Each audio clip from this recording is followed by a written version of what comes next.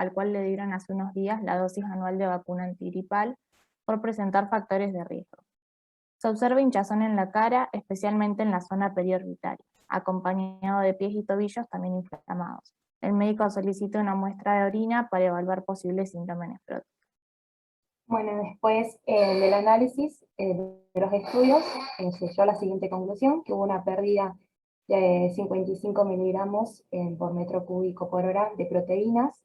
A su vez, nos faltó poner que le habían hecho también un estudio, digamos, de sangre, por eso la hipoalbuminemia, menor a 2,5 gramos por decilitro, y también se le notó una hiperlipidemia, lipiduria, y una concentración baja de sodio en orina. A partir de estos resultados, sumado a la química presentada al niño, le hicieron un diagnóstico de síndrome nefrótico causado por una enfermedad de cambios mínimos, y se le realizó un tratamiento con corticosteroides, y además, por posible derrame pleural, se le realizó una tomografía de tórax, en la cual vio que estaba normal, sin ningún derrame. Bueno, y acá pusimos la foto de lo que sería la zona periorbital de la cara.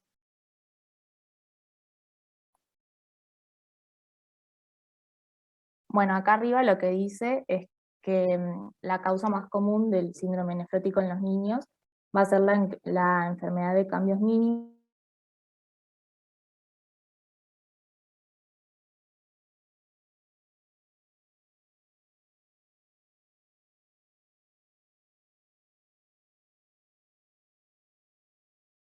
que se vieron en la diapositiva anterior, que son la proteinuria masiva, que como había dicho la compañera, normalmente son pérdidas diarias de 3,5 gramos o más, pero decía que esto va a ser menor en los niños, y que esto se va a dar por un aumento que hay en la permeabilidad, y que es por alteraciones que pueden ser, bueno, tanto estructurales como físico-químicas. Y lo que decía es que hay como una hipótesis en la que la enfermedad con cambios mínimos va a haber disfunción inmunitaria, y que eso va a provocar que hayan factores que te dañen lo que son las células epiteliales viscerales, y así se causaría esa lesión, por lo que entendí, y por ende la mayor pérdida de las proteínas. Después, bueno, la hipoalbuminemia, que era otra de las cosas que el nene tenía, que serían concentraciones plasmáticas de albúmina que son inferiores a 3 gramos por decilitro. Después el edema generalizado, que es blando y que va a dejar fobia, y que va a ser más marcado en las zonas periorbitarias, que es lo que justamente el nene presentó, y también en partes declives del cuerpo. Y bueno, decía que el edema, perdón, puede ser masivo, y que puede haber derrame pleural, y por eso justamente pusimos el estudio de lo que sería el tórax. Después, bueno, también presentaba una hiperlipidemia, que se va a dar por un aumento de lo que es la síntesis de lipoproteínas, por lo tanto va a haber un transporte anormal de lo que serían los lípidos. Y la lipiduria, que también lo presentaba el nene, se va a dar porque cuando hay un aumento de la permeabilidad, las lipoproteínas también van a ser proteínas que van a poder pasar por la pared glomerular y perderse más en lo que sería la orina. Y después, bueno, también puede haber retención de sodio y de agua, y son personas que son vulnerables a infecciones, sobre todo lo que es el estafilococo y la neumonía, y lo que serían enfermedades neumocócicas. Bueno, después agregamos en cómo se vería la enfermedad de cambios mínimos, en qué es lo que provoca a nivel, digamos, morfológico, en lo que es el glomérulo, y lo que se establecía es como que los glomérulos en el microscopio óptico vamos a poder observar que relativamente se ve normal, como vemos en la imagen de abajo, que sí se observa que las membranas Perdón, basales... Constanza, te Sí, interrumpo un segundito. ¿Vieron cómo esto que vos decís que es un glomérulo que parece más o menos normal? Esto que yo les decía recién de la hipercelularidad versus claro, normocelularidad, cómo acá vemos como mucho más espacios, ¿no es cierto? sí. Normales que esperaría ver en el glomérulo, como para ir fijando más o menos cómo ve un glomérulo normal, cuándo empiezo a pensar que es hipercelular o algo así.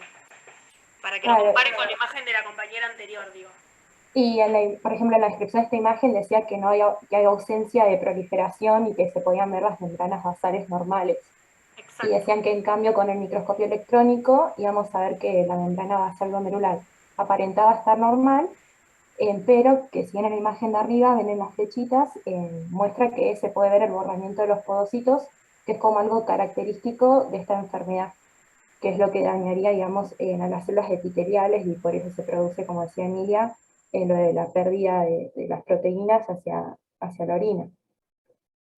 Esto fue, profe, más o menos lo que pudimos llegar a la conclusión, porque encontramos papers y todo lo demás sobre las enfermedades, los síndromes nefróticos de los niños, y encontramos que muchos también lo relacionaban con vasculitis o con otras enfermedades, que puede ser que haya muchas causas, ¿no?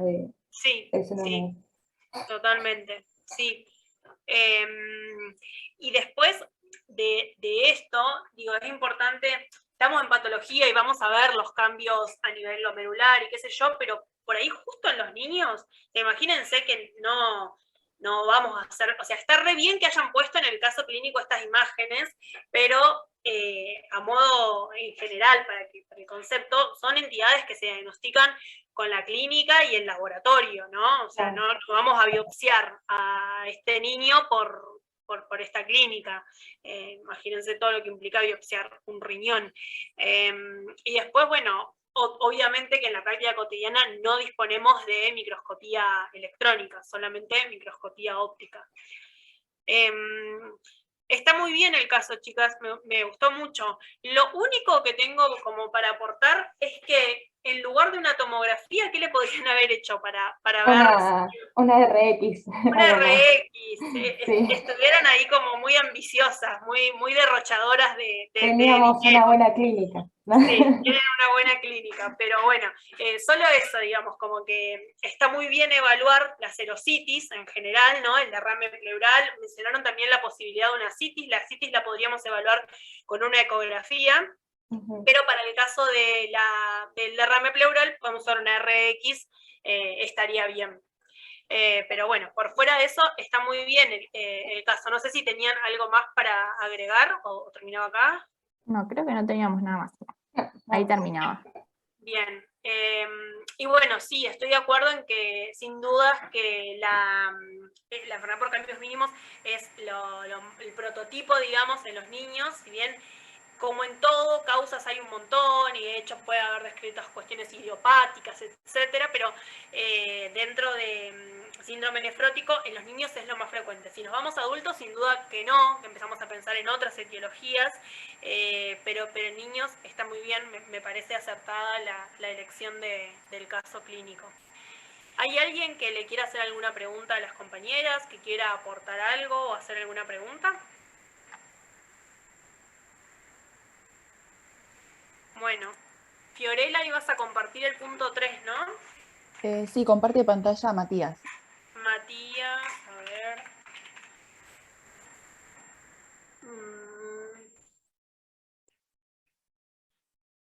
Matías, tengo un solo Matías ahora, porque te iba a decir cuál Matías, porque hay varios Matías en la comisión, pero se desconectaron. Bueno, Matías, ya podés compartir.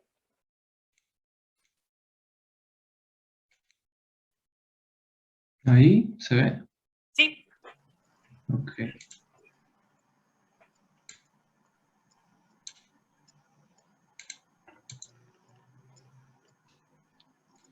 Bien, el punto 3 decía, explica el concepto de glomerulonefritis rápidamente progresiva y según su clasificación sus diferentes fisiopatogenias.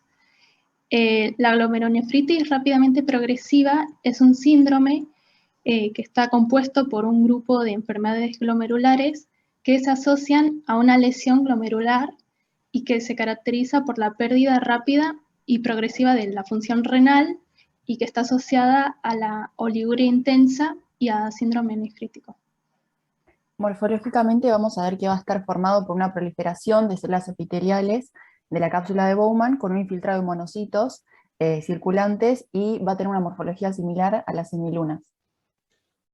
Para ver la clasificación, vamos a ver que tenemos esta glomerulonefritis rápidamente progresiva de tipo 1, que ya da un 20% de los casos, es la cual va a estar asociada a anticuerpos antimembrana basal glomerular y puede ser idiopática tipo 1 o puede relacionarse con el síndrome de Gott-Pastur. Y microscópicamente podemos ver que en la parte de lo que es la mitad derecha hay un área que es conservada del glomérulo, mientras que en la mitad izquierda hay una rotura de la membrana basal, sumado a la proliferación epitelial con monocitos, y que va a estar apoyado esto sobre lo que es la cápsula de Bowman y se encuentran las semilunas características. ¿Qué es el síndrome de Gott-Pastur? ¿Saben? Sí, era una afectación renal que tenía también manifestaciones a nivel glomerular, tenía glomerulonefritis necrosante y bueno, también se caracterizaba por la formación de semilunas. Ujú. ¿Y por fuera de la parte renal?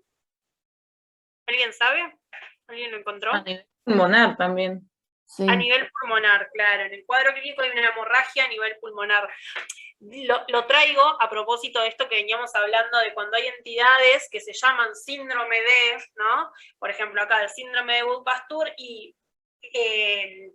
es una entidad que se llama así porque justamente no es nada, no es una enfermedad renal y ya, no es esa afección en los glomérulos y puntos, sino que también tiene una afección, en este caso, pulmonar y genera estas hemorragias pulmonares. Entonces, siempre que hablemos de entidades que sean síndrome y hay algo más por fuera de un solo órgano o sistema. Esto sería todo, tipo. Después la glomerulonefritis rápidamente progresiva de tipo 2, esta está causada por el depósito de inmunocomplejos y que puede ser por una complicación de alguna nefritis por inmunocomplejos, como por ejemplo la glomerulonefritis post-infecciosa, la nefritis lúpica, también la nefropatía IgA y la púrpura de Scholen-Lennox. Y microscópicamente vamos a ver la proliferación de las células epiteliales con la forma de las semilunas, acá señalado con las flechas, lo caracteriza. Bien, después en lo que respecta a la glomerulonefritis rápidamente progresiva tipo 3, nosotros sabemos que es pausa inmunitaria, que tengo entendido que significa que no hay complejos, inmunocomplejos, por ende cursa sin depósitos de estos inmunocomplejos a nivel glomerular, y puede ser de causa idiopática o estar asociada a vasculitis.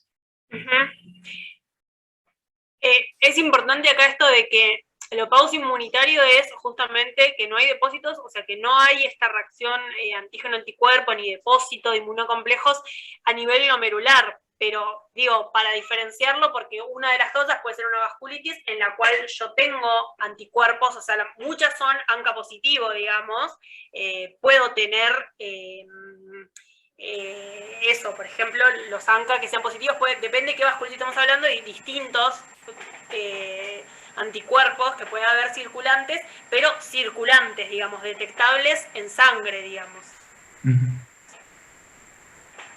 Ok. Y bueno, después acá pusimos una imagen del teórico que a la izquierda nos muestra una poliangitis microscópica en lo que es una arteria dentro del riñón, y a la derecha tendríamos la pared arterial, que dice que es con flechas verdes, se ven medio transparentes. Con la flecha está marcando el espesor, digamos, de la pared, ¿no? Como la primera Sí. flecha en la parte luminal y la otra la más externa. Después tendríamos que ver la luz, que está dentro de todo conservada, y dentro de la luz hay necrosis fibrinoide de la pared. Y, sí, sí, seguí. y tendríamos que ver todo lo que es la presencia de infiltrado inflamatorio agudo. Sí. La parte de la necrosis fibrinoide notan que es, o sea, es toda esa parte como más rosa, más fuerte, y que se hacen así los tractos más abajo, como viste que en la descripción ustedes pusieron. Por otra parte, en la zona central se observa un área de necrosis fibrinoide de la pared, que es justamente eso, ahí también tenés áreas de necrosis un poquito más arriba. Igual vuelvo a lo mismo, chicos, no hace falta que se enloquezcan con esto.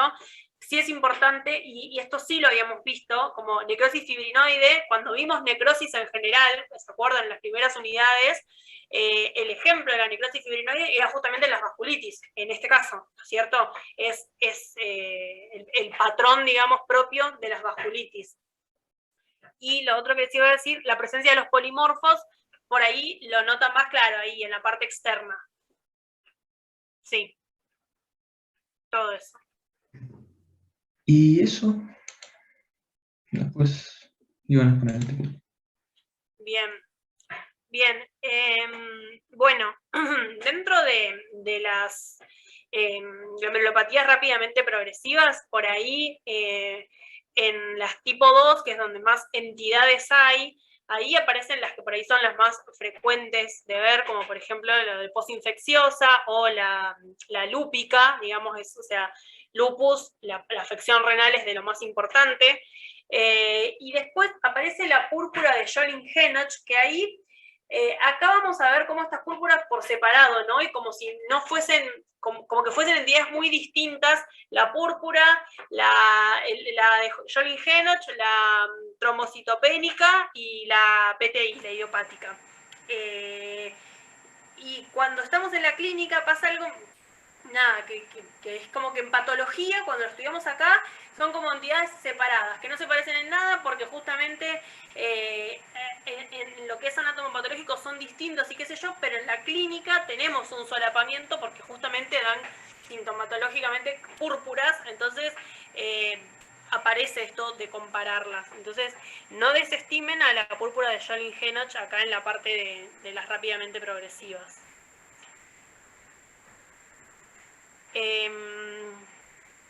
No sé, en esto me parece que por ahí lo que más les puede pasar es que se hagan un poco de lío con las descripciones histológicas. Yo les repito que no es algo fundamental. Sí es importante esto de la necrosis fibrinoide porque claramente es un patrón que habíamos visto y acá estamos viendo el ejemplo, ¿no? De lo que antes era patología general, ahora estamos viendo en una entidad específica. No sé, ¿hay algo que les genere dudas de estas de las glomerulonefritis rápidamente progresivas o de esta clasificación? Profe, Sí. no entendí bien lo de pausa inmunitario, el concepto ese.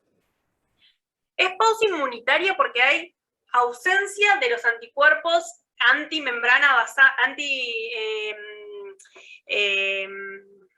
antimembrana glomerular, viste que en el 1 vos son siempre los que tienen los depósitos, porque se depositan ahí el complejo antígeno-anticuerpo en la membrana glomerular, ¿no es cierto?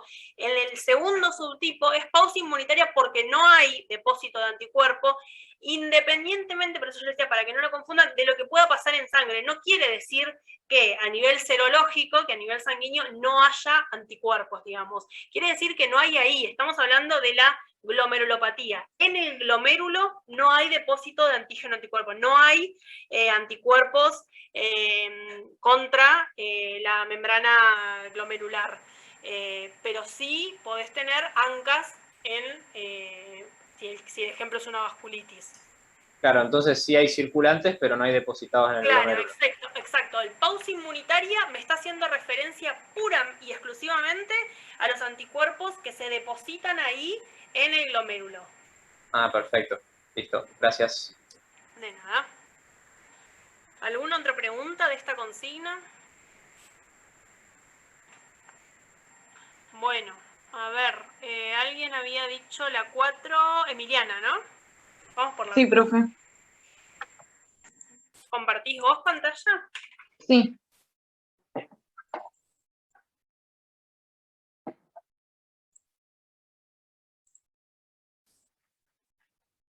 A ver, ahí deberías poder compartir. Ahí se ve. Sí.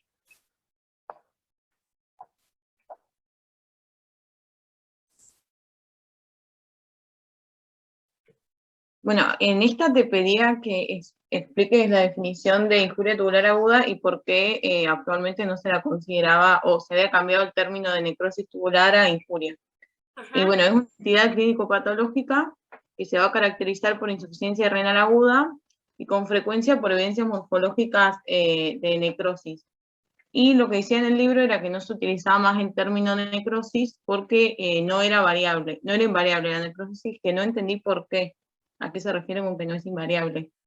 Bien, a ver, ¿alguien más quiere decir? ¿Por qué cree que se prefiere usar el término injuria o daño tubular agudo en lugar de necrosis? ¿Qué piensan?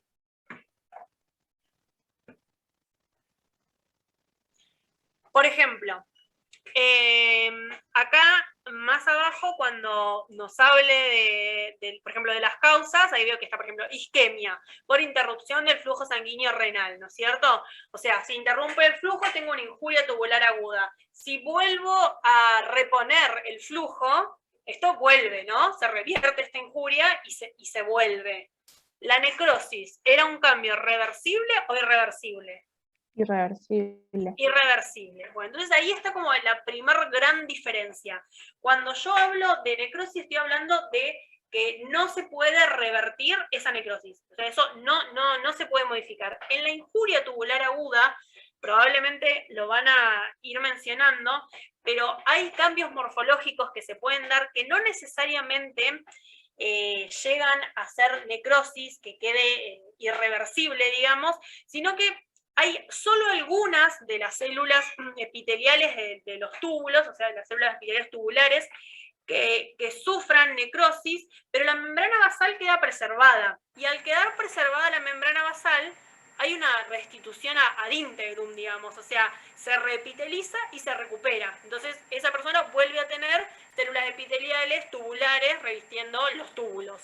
En cambio, si nosotros hablamos de una lesión que no sea reversible, es cuando, ¿qué pasaba en las lesiones no reversibles? Ya no disponía de la membrana basal, no tenía esa matriz, entonces después, ¿qué había? Cicatrización, no tenía una repitelización. Cuando hablábamos de los daños que eran irreversibles, lo que seguía era cicatrización, ¿no es cierto? ¿Qué pasaría? Si vamos a este ejemplo de injuria, si yo vuelvo a garantizar el flujo sanguíneo renal, se repiteliza y vuelve a la función normal. Si eso persiste, ahí sí ya hay una necrosis completa, ahí sí es un daño irreversible, y lo que tengo es cicatrización, no tengo repitelización.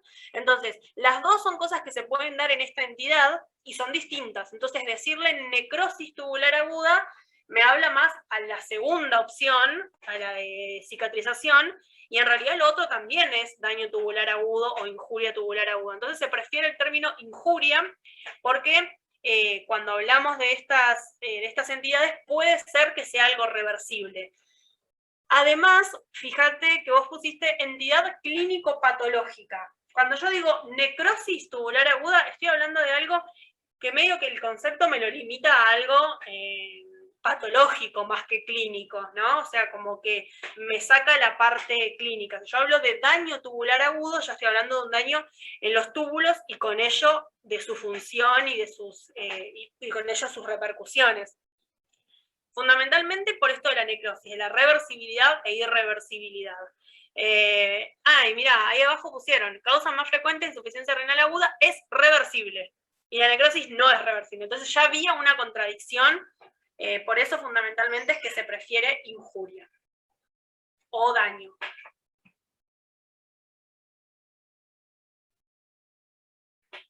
Bueno, profe, genial. Sí, no había entendido bien por qué no se usaba necrosis. Bueno, y ahí tengo, bueno, que es la causa más frecuente de insuficiencia renal aguda, que es reversible por esto que decías vos, de que como es una necrosis parcheada, había zonas que quedan sanas, así que la capacidad de revertirse va a depender de la capacidad de proliferación de las zonas que queden sin lesión. Y las causas, bueno, van a ser isquemia, en este caso, bueno, en el libro habla como lesión tubular aguda, pero bueno, que sería la injuria tubular aguda isquémica, que podría ser por causas locales, como las vasculitis, o causas sistémicas, por ejemplo, un shock hipovolémico. O lesiones tóxicas por agentes endógenos, como podían ser la mioglobina, la bilirrubina o la hemoglobina, y agentes exógenos como, bueno, metales pesados, fármacos o disolventes orgánicos. Y bueno, de acuerdo a la etiología va a ser las características morfológicas que tengan. Las patogenias, la patogenia en ambos casos es lo mismo. Los episodios críticos son por lesión tubular y trastornos persistentes y graves del flujo sanguíneo.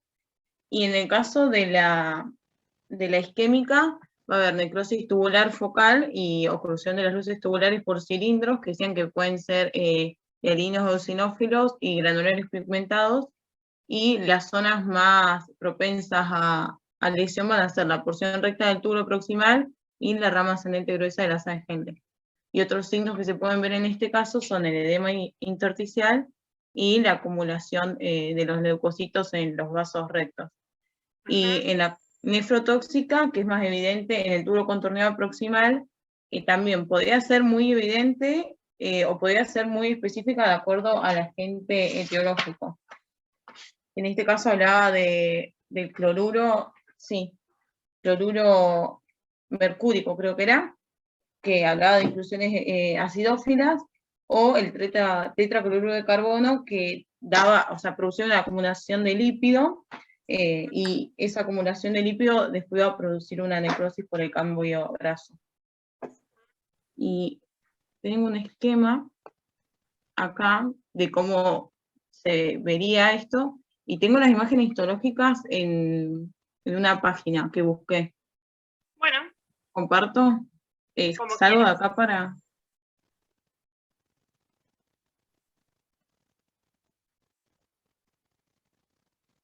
Y acá que sobre todo de las que da imágenes era de la isquémica. Sí, bueno, que acá lo que se podía ver eran los túbulos dilatados, con el epitelio bien aplanado, se perdía el borde en cepillo de los túbulos proximales, y se descamaban las células de algunos túbulos, lo que producía obstrucción.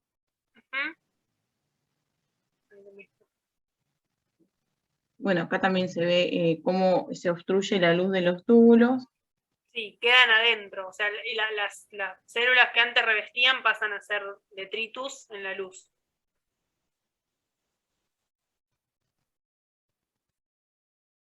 Bueno, y acá también, y se observa acá el material proteináceo en las luces tubulares. Hay túbulos sanos, bueno, acá se ve uno que no está afectado.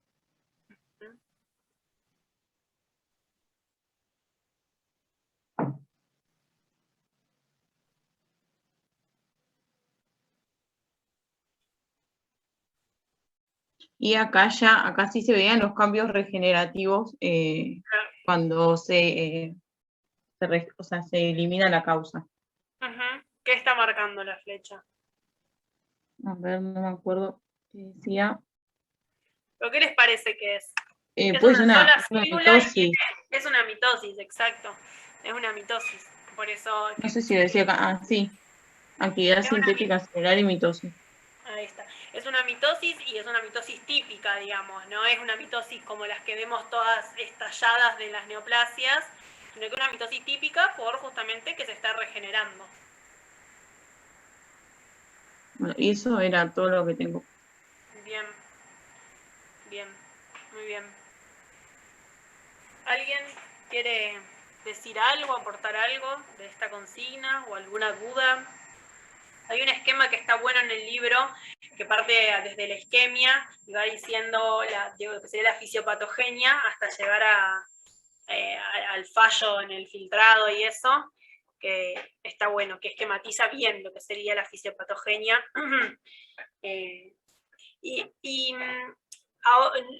No recuerdo si lo dijiste así textual, pero ¿cómo llamamos a la aparición de este material que queda ahí en los túbulos en el examen de orina?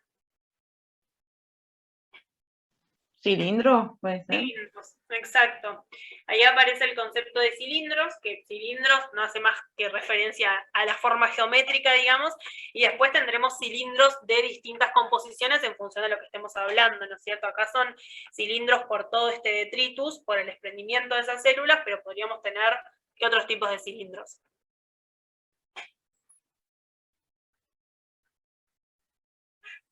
¿Leucocitarios? Por en caso de ejemplo, infecciones. cilindros leucocitarios. ¿Qué otros cilindros se les ocurren?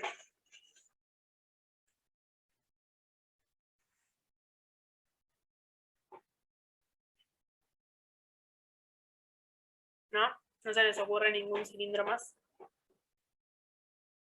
Bueno, busquen, fíjense. O sea, va a aparecer cilindros como distinta, como nada más haciendo referencia a la forma geométrica, y después, dependiendo de qué entidad estemos hablando, va a estar compuesto por distintas cosas. En este caso, bueno, tendríamos cilindros que son por los detritus celulares. ¿Hay alguna otra pregunta, algún aporte?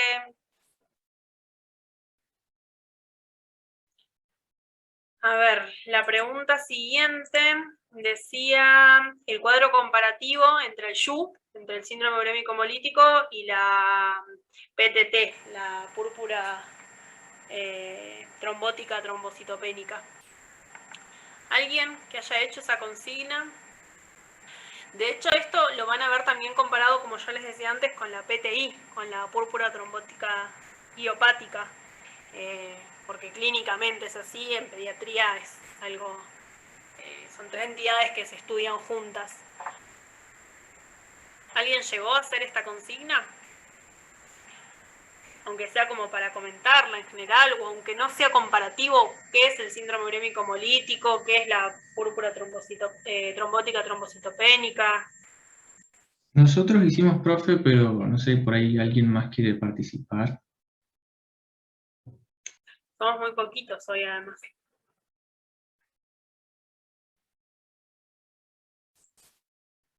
Bueno, ¿querés compartirlo, Matías? O ya podías compartir pantalla, ¿no? Sí. Sí, sí. Ahí. Acá.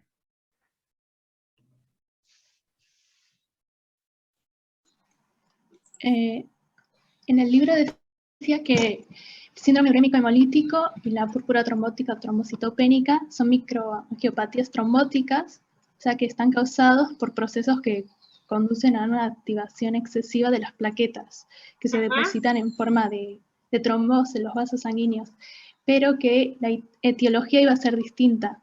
En el síndrome urémico hemolítico iba a estar causado por la Escherichia coli, bueno, la cepa 057H7, y que el daño del endotelio iba a ser producido por la toxina Shiga que produce esta bacteria, y al estimular la activación y agregación plaquetaria.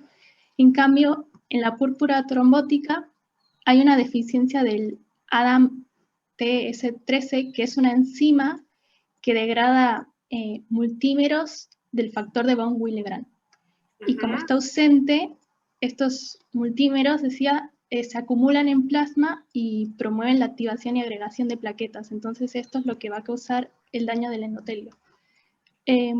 Después, en las manifestaciones en el laboratorio iban a ser prácticamente las mismas: trombocitopenia y anemia hemolítica. Después, la edad de presentación en el síndrome urémico hemolítico iba a estar dada en los niños y en ancianos, y en cambio en la púrpura en mujeres adultas menores de 40 años. Y en cuanto al tratamiento, en el síndrome urémico hemolítico iba a ser de soporte. Algunos padecen lesión permanente y requieren un trasplante o diálisis renal en casos graves, y en cambio en la púrpura trombótica el tratamiento se da por un intercambio de plasma que elimina los autoanticuerpos y proporcionan esta enzima funcional. Después acá, esto lo sacamos un poco de los resúmenes de micro, como la E. coli enterohemorrágica o 157 no sé cuánto, producía a través de la toxina Shiga la lesión de lo que es el endotelio del riñón. Así que partimos de que la bacteria llega al intestino grueso principalmente, donde se adhiere mediante adhesinas, se replica y empieza a liberar toxina Shiga. Que esas toxinas Shiga tienen una subunidad A y una subunidad B, siendo la B la que se une a globotriaosylceramida o GB3, que está en las vellosidades del intestino y en el endotelio del riñón, ¿sí? ¿Vieron cómo acá pasa lo mismo? Como estamos hablando de un síndrome urémico hemolítico, hay varios sistemas que están afectados. Está afectado, acá vemos la parte intestinal, la parte renal, hay cuestiones vasculares. Entonces, de nuevo, lo mismo. Cuando hablamos de cualquier entidad sindromática, hay más de un sistema u órgano afectado. Sí, sí.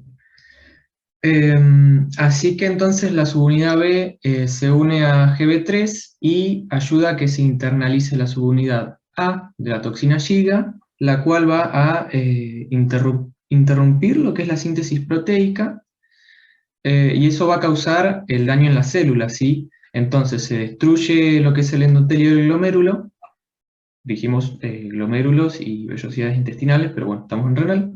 Se activan las plaquetas, se acumula trombina, y bueno, se empieza a producir este daño a nivel del endotelio, lo que hace que disminuya el filtrado glomerular, y esto desemboca en insuficiencia renal aguda.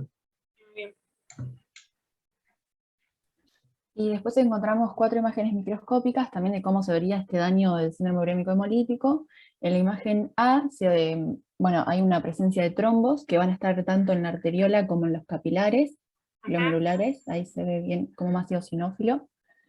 Después en la imagen B es una arteria que tiene una degeneración mixoide en la íntima. Y la C es un engrosamiento arteriolar con la capa como en capa de cebolla, el laminado de cebolla. Y después lo último era una, ay, se me fue el nombre del... Microscopía electrónica. Sí, de electrónica, y se observaba una ampliación acá de la lámina rara, la interna, con depósito de material en la membrana basal, y una imagen de doble contorno. A ver. Sería lo más periférico, ¿no? Sí, sería, El engrosamiento. a ver si, claro, fíjate que la luz queda medio sobre lo que sería el margen izquierdo de la foto. Claro, yo justo no tengo el mouse, pero sí, Ah, cómo se ve. la luz es lo que nos queda blanco, digamos. Claro, ahí. Y sí, todo lo otro es, digamos, lo que está engrosado en la pared. Por ahí de acá lo más relevante es en las primeras imágenes esto de los trombos, que lo vemos como eso rojo que hay ahí, porque es nada más que coágulo. Y lo que decías del engrosamiento de las paredes, que se ve muy bien en la C, porque hay un corte así transversal que lo muestra muy bien. Y también hay bastante eritrocito en esa C, también ahí abajo. Justo en la parte como inferior. ¿Hay bastante qué, profe? Eritrocitos. Ah. Eso. O sea, ¿podría ser trombo también ahí? Sí, sí, ahí no lo vemos organizado como está organizado en la imagen A, que vemos claramente adentro de los vasos y todo junto, pero todos esos eritrocitos son parte probablemente de un trombo, porque no tendría sentido que esté extravasado y que sea hemorragia, digamos. Bien. Creo que eso.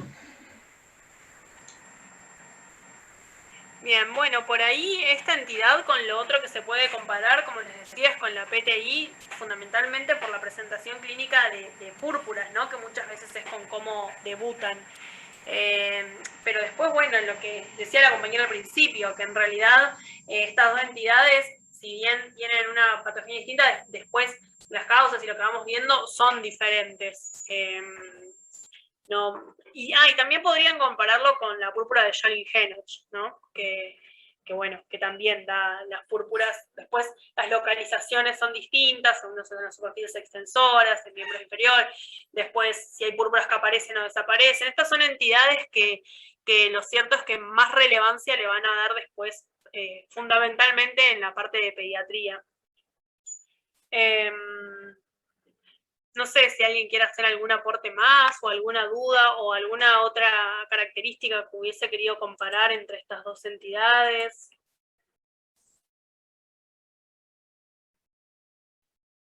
Bueno. ¿Me puedo hacer una pregunta? Tiene que ver con el tema, pero no con la lesión renal específicamente. En el caso de, si tuviste púrpura, ¿podés donar sangre? Porque un amigo me preguntó el otro día que le habían dicho que no podía donar, porque el chico había tenido púrpura, y no me preguntó por qué, la verdad, ni idea. No sé, la verdad, me mataste con la pregunta, no sé. La verdad es que no lo tengo presente como las restricciones, o sea, dentro de las, normalmente de lo que un estudio ve de las cosas que no podés tener para donar sangre, no lo recuerdo, pero lo busco. La verdad, no sé. ¿Una PTI había tenido? Sí, de chiquito. Uh-huh. No lo sé, pero lo averiguo y te lo contesto, porque Dale. no lo sé, pero lo buscamos. Sí, a mí me quedó la duda, no sabía tampoco que no se podía. No, yo tampoco, no lo sé, pero lo buscamos. ¿Hay alguien que sepa o que tenga una hipótesis? No. Bueno, no, lo busco. Me lo voy a anotar porque si no me voy a olvidar. PTI, donación. ¿Y qué me preguntó Emiliana? Vos me has preguntado, ¿no? Sí, profe. En el grupo, si no, no voy a saber a quién hablarle. Bueno, y la última pregunta, llegamos, pensé que lo íbamos a llevar con los tiempos, ¿no? Es la parte tumoral de riñón. Creo que solamente decía, sí, macro y micro, algunas imágenes de lo tumoral más frecuente de riñón.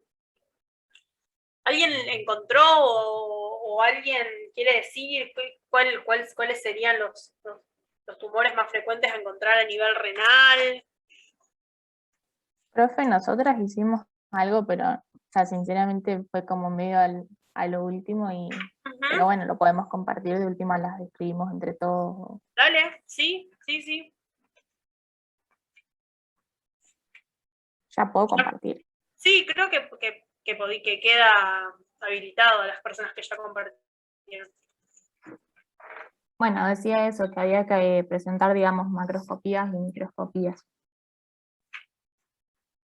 El primero que pusimos fue el carcinoma, que bueno, en realidad sería de células, que lo que encontramos es que era el más común en los adultos, y encontramos esta imagen que estaba buena porque te presentaba como los diferentes grados que iban a poder haber. Bueno, la de la superior izquierda sería el grado 1, que lo que dice es que hay nucleolos ausentes, o inconspicuos, que me olvidé de buscar qué significa. Es que pero no los notas. Ah, bien.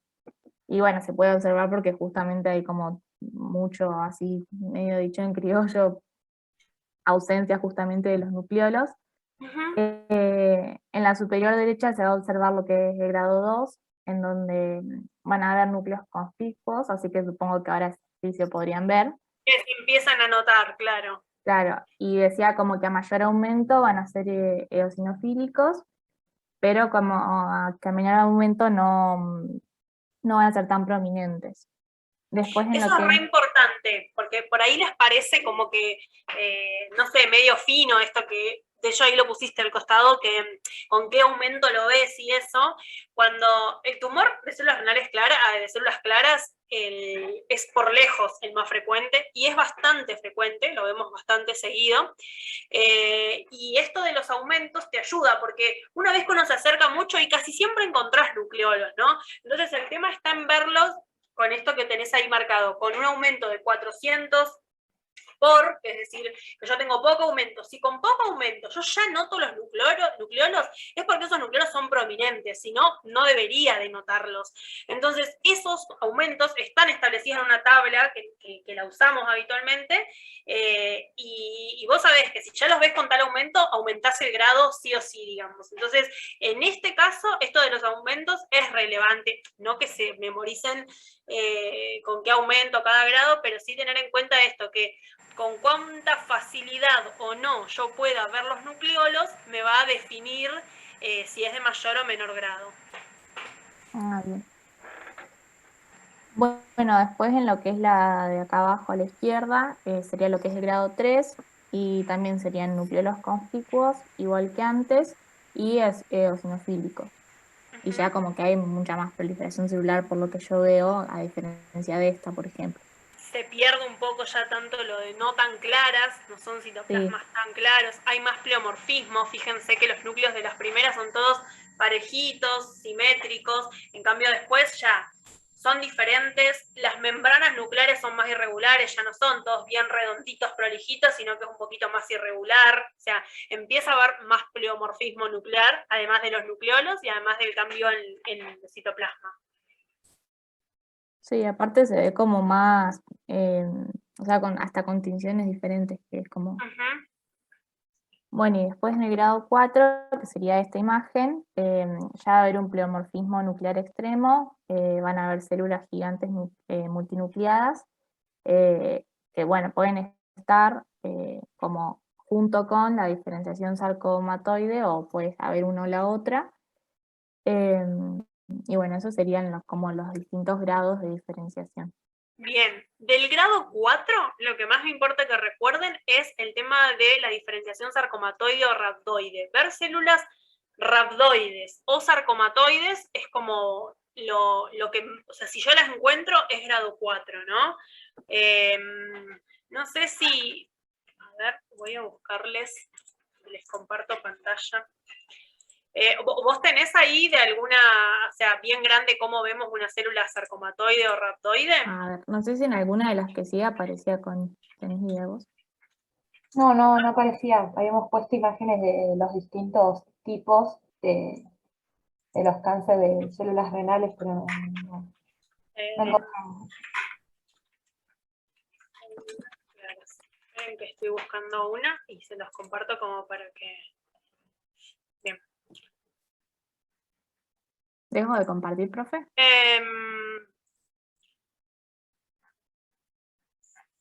Mira, llegué justo a la misma página que habían llegado las compañeras antes que mostraron.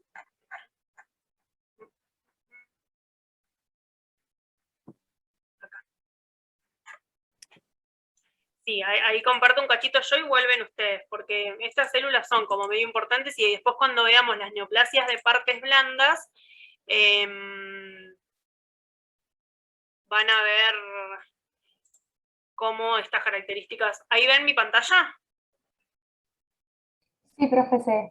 Bueno, las células rhabdoides, vieron que el oide es como parecido a, ¿no? Como que yo puedo decir células, qué sé yo, plasmocitoides, es que se parecen a los plasmocitos, epitelioides, que se parecen células epiteliales. Muchas veces usamos esos términos cuando no sabemos exactamente qué tipo de estirpe de célula es, pero sus características se asemejan a las de tal célula.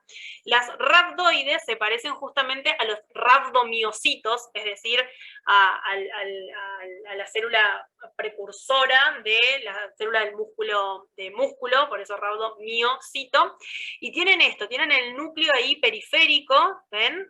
En este caso son células rhabdoides, son atípicas, ¿no es cierto? Son del tumor, no son rhabdomiocitos, sino que rhabdoide que se parece ¿a cuál? Al rhabdomiocito.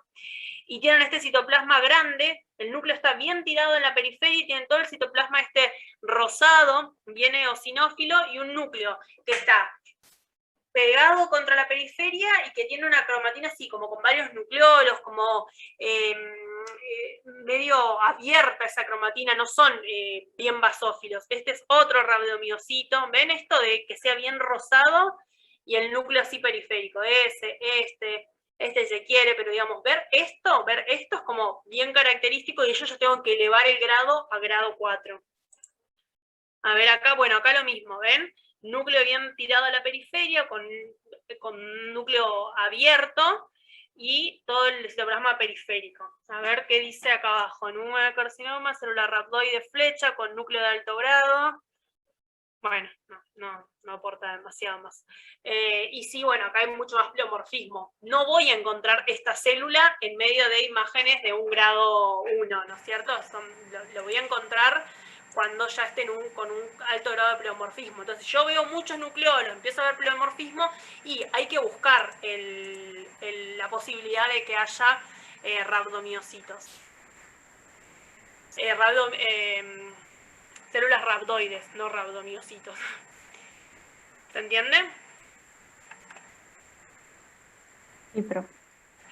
¿Querés volver a compartir para mostrar las otras imágenes y las otras entidades? Me quedé pensando, acá este sería una entonces, ¿no? Sí, y es esa como que sería están una. empezando acá en formación. Ahí tendríamos como célula, las de los costados serían más bien esto que decimos, con mucho pleomorfismo y qué sé yo, y la del medio son una célula rhabdoide. Ah, bien. Sí. Bueno, y Son después, más grandes, además. Viste que comparado con las otras, esa es más grande. O sí, en sea, comparación. esa otra es como 2 de esas, digamos. Porque el núcleo es más grande y tiene mucho citoplasma, además, bastante grande. Profe, y ahí en la foto anterior, en esa, abajo a la izquierda, ¿serían mitosis atípicas? Y ahí, mira, justo donde está la flecha, sí, puede ser. Lo otro está un poco roto, ¿viste? Como que hay algo de atriccionamiento de la muestra. De hecho, ¿viste que está todo blanco así? Que eso, porque la mitosis uno ve el citoplasma y todo eso violeta, eso bien basófilo en el centro. Y acá fíjate que en lo que está un poquito más arriba está como salido, está suelto, o sea, es como si fuese cromatina suelta. Eso yo lo desestimaría, no lo cuento como una mitosis, digamos, porque eso no está en el contexto de una célula. Lo de un poquito más abajo sí puede ser. O sea, si es que está bien, es una mitosis. Lo otro no, lo otro está triccionado. Además, viste que tiene todo ese espacio medio blanco, es artefacto, digamos. Que esté suelta la cromatina no existe. Genial, gracias. De nada. Bueno, después habíamos habíamos hablado, digamos, un poco de los carcinomas de células claras, que por lo que entendimos son como subtipos, pero no sabemos si entendimos bien. Claro, como que apareciera una clasificación y te ponía que habían carcinomas de células claras, después la de tipo papilar, y pusimos como las 3 que mostraba el atlas del libro, y justo el de las células claras decía que era como el más frecuente. Y bueno, y acá tenemos una imagen en donde las células iban a ser más redondas, en una forma también de un polígono, y que presentaban abundante citoplasma, que iba a ser claro, y algunas veces iba a estar granular por el contenido de glucógeno y lípidos, que es lo que más o menos se puede ver en la microscopía. Todos, o sea, estos subtipos que ustedes dicen, todos son carcinomas, o sea, neoplasias de estirpe epitelial, en este caso, ¿de qué epitelio? Del epitelio de los túbulos. Entonces, todos son carcinomas, son neoplasias que surgieron a partir de las células epiteliales de los túbulos. Y después hay distintos subtipos en función de la morfología. Por ejemplo, células claras, por ejemplo, papilar. Profe, y acá, no sé, quería marcar una célula, pero como que no. Como que se juntan los límites. Fíjate que ahí lo que primero podemos delimitar más o menos son las estructuras de los túbulos, ¿no? Ahí como que se van notando en varios aspectos, como lo rosa más gruesito que podemos delimitar serían los tubulitos, porque es una neoplasia que, como deriva justamente de los túbulos, hace esa conformación en ese tipo. Si bien es sólida, tiene más o menos delimitado, no son sábanas de células claras, sino que esas células claras se disponen en esos tubulitos. Y después entre célula y célula vos tenés el núcleo, un citoplasma que es bien claro, y una liñita rosa finita que en algunos podés definir todo el límite citoplasmático y en otras no, en otras Como que se superponen o no, profe, sí, están muy, sí, son tan grandes. Sí, se superpone y además el citoplasma es tan claro y grande que se pierde eso. Ah, bien. Bueno, después pusimos el carcinoma de tipo papilar, que son los que se desarrollan a partir de túbulos contorneados distales, que van a poder ser multifocales y bilaterales. Suelen ser hemorrágicos y quísticos, y bueno, de hecho se observa por ahí como, bueno, por ejemplo acá creo que esto sería un eritrocito, o por ahí acá también.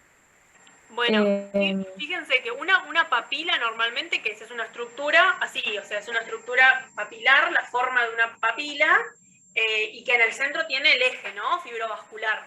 En este caso, o sea, uno podría ver la papila de través y ver justamente esa forma, o podrías ver como acá, que están cortadas transversalmente.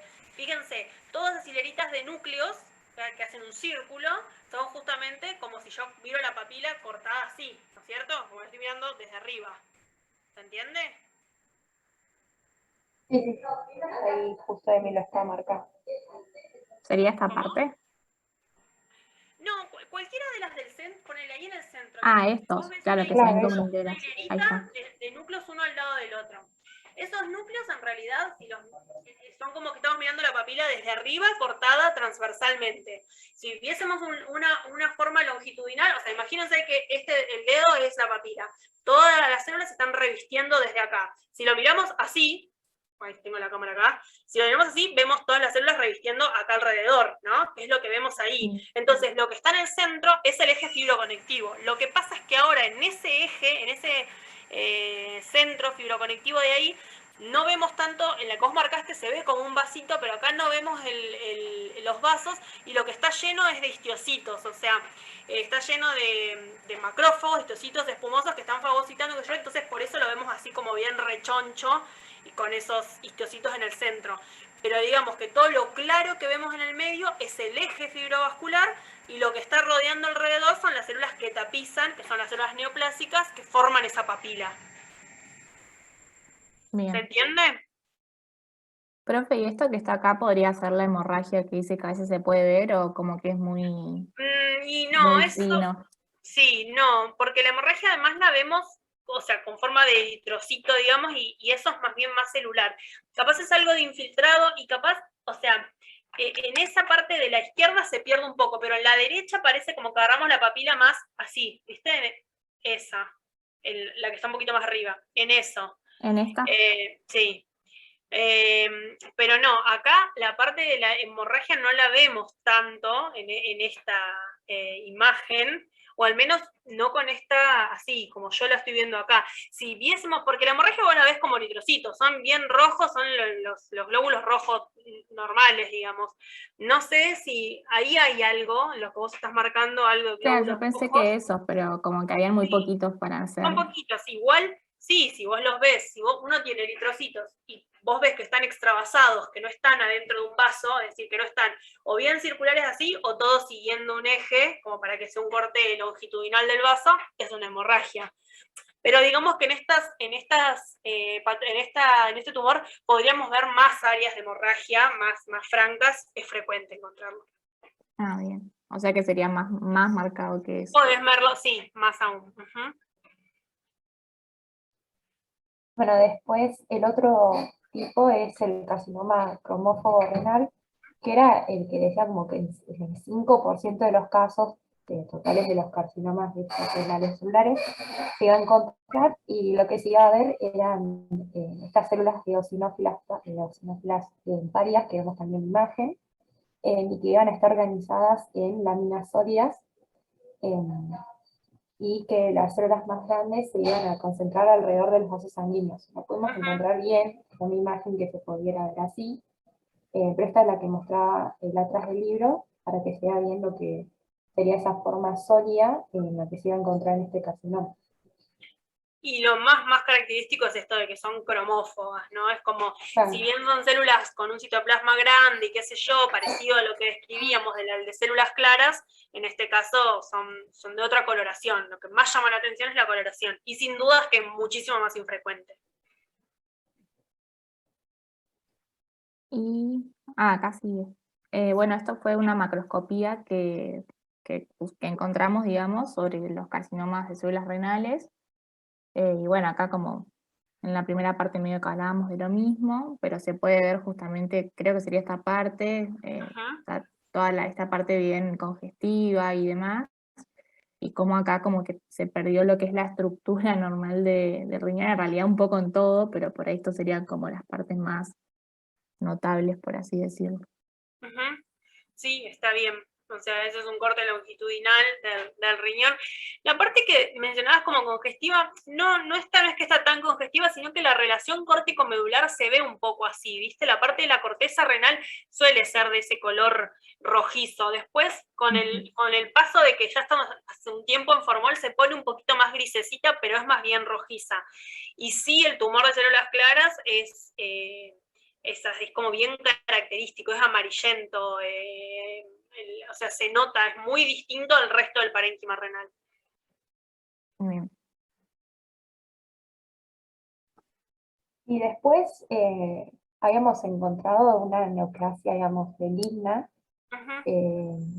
pero no sabíamos la frecuencia, era eso lo que nos faltaba. Hemos encontrado una macroscopía, pero nos faltaba averiguar si era frecuente o no. Pero bueno, pusimos estas imágenes, que en la imagen microscópica vamos a poder ver, como dice la descripción, que va a estar formada por vasos, músculo liso, que lo podemos ver también, y la grasa. Y después, claro, como muestra ahí, y en la macroscopía vemos cómo surge desde el polo superior del riñón lo que es esta neoplasia benigna, ¿no? Que ya tiene una forma más blanquecina, como si fuera justamente como grasa. Nosotros lo veíamos como que salía así como una bolita, digamos. Pero no pudimos encontrar eso la frecuencia, entonces no sabíamos si era frecuente o no. Quiero decirle, es angiomiolipoma. Ah, nos faltó el mío. Claro, porque justamente, y es el desglose de lo que ustedes dijeron, angio, porque es formadora de vasos, mio, músculo, lipoma, y el oma me termina de dar que es benigno, digamos. No, como entidad es una entidad poco frecuente y que además lo que se presenta mucho, con más frecuencia es en las personas que tienen esclerosis tuberosa, si mal no recuerdo. Sí, ustedes lo pusieron ahí, claro. Me parece que incluso en un porcentaje un poco más bajo, ni siquiera el 50, o sea, como que 50 me parece que es el límite más alto. Me arriesgo a decir que en menos proporción también, pero no es una entidad muy frecuente. Claro, lo único que hemos encontrado en el atlas del libro, como que decían aproximadamente un 50%, pero no nos decía en general cuál iba a ser el porcentaje. Sí. No, es bajo. No, la verdad es que no te sé decir un porcentaje de la población general, pero es bajo. Mirá, pensalo que es un porcentaje no tan alto en pacientes que tienen esclerosis tuberosa, o sea, es como, está bien que pongan, sobre todo por hablar de neoplasias benignas y eso, pero sin dudas que quédense con el carcinoma de células renales clara como lo más relevante. Okay. Por eso fue en el cual por ahí hicimos más hincapié en cómo lo tenemos que ver histológicamente, qué nos va cambiando el grado, etcétera.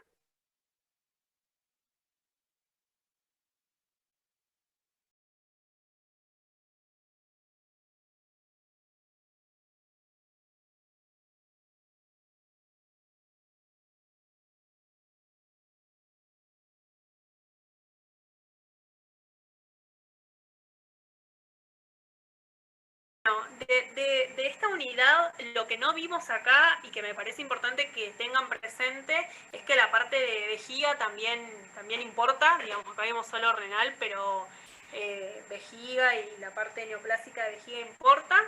Y bueno, después está la parte de la litiasis renal, que está subida también en la parte de las clases, pero bueno, como para que tengan en cuenta que otros temas son relevantes, aparte de esto que estuvimos viendo acá. ¿Ustedes ya se anotaron en el listado de los presentes? ¿Del listado antes de que salga el resto? Sí, van. Bien, si hay alguien que falta, que ponga su nombre. No sé si alguien quiere hacer alguna... les iba a compartir, les muestro rapidito la actividad de masculino. Es esta, ¿ven mi pantalla? Bien, ahí se ve. Bien, bueno, son 3 consignas, es cortita. Respecto al carcinoma prostático, evaluar marcadores predictivos probados de ser importantes en el pronóstico y la utilidad en el manejo clínico del paciente, el nivel del PSA, el estadio del TNM, el Gleason, el estatus del margen quirúrgico. La segunda consigna es un cuadro comparativo en los tumores testiculares, y ahí sí propone cuáles serían, ustedes pueden agregar o modificar esas, digamos, las cosas que van a comparar, pero podrían comparar el origen, o sea, de dónde sale la neoplasia, la diseminación, los marcadores tumorales, la micro. Los marcadores tumorales es muy importante, el origen también. Estaría bueno que pongan algo epidemiológico, como en quién esperaría encontrarlos, y el pronóstico. El pronóstico acá no está anotado y está bueno, porque hay algunos tumores testiculares que tienen buen pronóstico y otros muy malos. Y en la parte microscópica, por ahí si se les complica buscar de todo, sí tengan en cuenta de buscar algo de seminoma clásico y algo de tumores mixtos. Y la tercera es comparar las distintas lesiones penianas relacionadas al virus del papiloma humano. Y ahí las menciona. El condiloma acuminado, el carcinoma in situ, la papilosis bovenoide y el carcinoma de células escamosas ya invasor. Yo ahora les mando igual esto al grupo para que les quede. Y bueno, lo vemos no la semana que viene, sino la otra semana, porque bueno, la semana que viene no voy a estar, me tomo vacaciones después de un montón de tiempo, una semana, así que perdón que los abandone, pero bueno, voy a descansar una semanita.